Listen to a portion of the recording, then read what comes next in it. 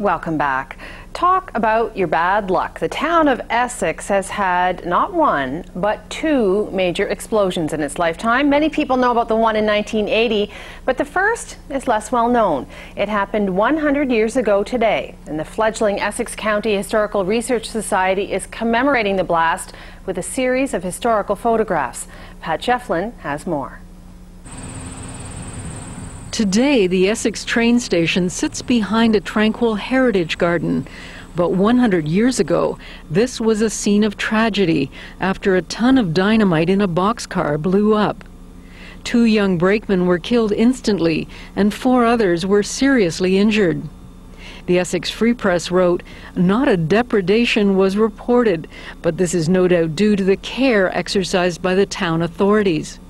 While a number of suspicious characters were seen, none of them made any attempt to do anything. And you know, there was no looting after the 1980 explosion. Right. Yeah. No. That was... I think everybody was in shock. So we had a pretty honest town. Yeah. The explosion of 1980 is still talked about in Essex today, but the memories of the 1907 blast appear to have faded much more quickly.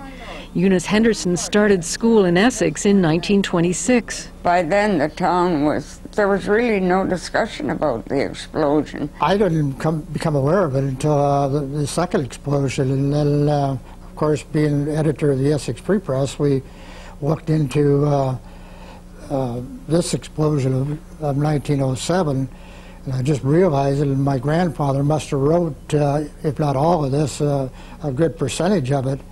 According to the local newspaper, glass windows shattered in most buildings throughout the town.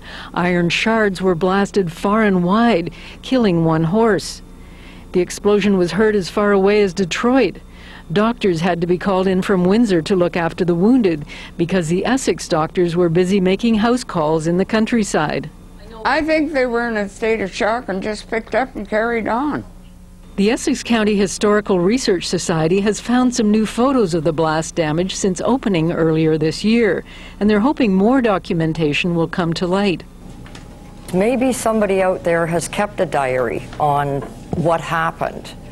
For example, the glass to fix the broken windows all had to come from Germany, and that took months. It was months before they could actually open the stores up properly with windows again.